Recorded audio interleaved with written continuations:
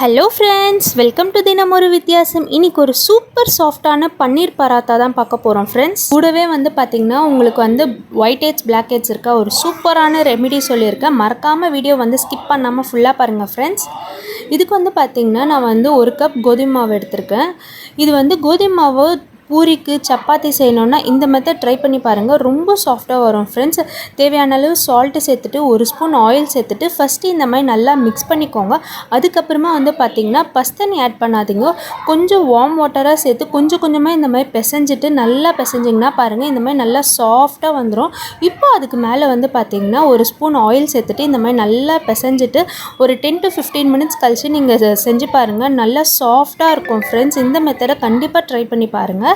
இப்போ நம்ம பராத்தாக்கு தேவையான ஸ்டஃபிங் ரெடி பண்ணிக்கலாம். இது ஹோம்மேடாக ரெடி பண்ண பன்னீர் தான். இப்போ இதை நல்லா திருவிக்கிறேன். இந்த மாதிரி நல்லா திருவிக்கிட்ட பிறகு ஒரு வெங்காயத்தை பொடியாக கட் பண்ண வெங்காயத்தை இது கூட சேர்த்துக்கலாம். கூடவே பார்த்திங்கன்னா கொஞ்சமாக கொத்தமல்லியும் இந்த மாதிரி குட்டி குட்டியாக கட் பண்ணி சேர்த்துக்கோங்க. ஒரு பச்சை மிளகாய் நான் ஆட் பண்ணியிருக்கேன் குட்டி குட்டியாக கட் பண்ணது. எல்லாமே இந்த மாதிரி ஃபைனாக சாப் பண்ணிக்கோங்க.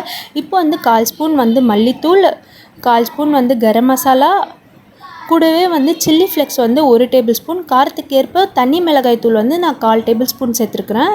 இப்போ இந்த பராத்தாக்கு தேவையான சால்ட்டு சேர்த்து இந்த மாதிரி நல்லா மிக்ஸ் பண்ணிக்கோங்க.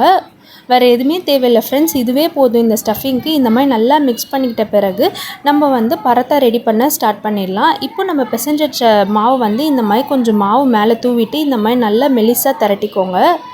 முடிஞ்ச வரைக்கும் நல்லா மெலிசாக திரட்டிட்ட பிறகு நம்ம ரெடி பண்ண ஸ்டஃபிங் இது மேலே வச்சுக்கோங்க. இது மேலே உங்களுக்கு ஒரு 2 ஸ்பூன் நான் வச்சுக்கிறேன். 2 ஸ்பூன் வச்சுட்டு நல்லா இந்த மாதிரி கார்னர்ஸ் எல்லாமே சேர்த்துட்டு இந்த மாதிரி ஜாயின் பண்ணிவிட்டு வாங்க. அப்போ தான் வெளியில் வராது.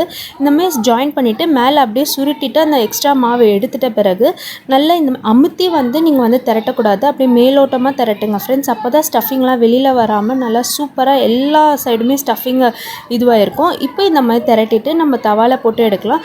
நான் வீடியோ ஸ்டார்ட் பண்ணுறதுக்கு முன்னாடி ஒரு சூப்பரான டிப் சொல்கிறேன்னு சொன்னேன்ல, ஒயிட் ஹெட்ஸ் பிளாக் ஹெட்ஸ் இருக்கா, அப்போ இந்த ரெமிடியை ட்ரை பண்ணி பாருங்கள். அதுக்கு பார்த்திங்கன்னா 1 ஸ்பூன் காஃபி பவுடர், அதே மாதிரி 1 ஸ்பூன் சுகர், இது கூடவே பார்த்திங்கன்னா கொஞ்சோண்டு லெமன் சேர்த்துட்டு ஒரு ஆஃப் தக்காளி எடுத்துகிட்டு அதில் டிப் பண்ணிவிட்டு உங்களுக்கு எங்கே பிளாக் ஹெட்ஸ் ஒயிட் ஹெட்ஸ் இருக்கோ அங்கே நல்லா ஸ்க்ரப் பண்ணி நல்லா தேய்ச்சி பாருங்கள்.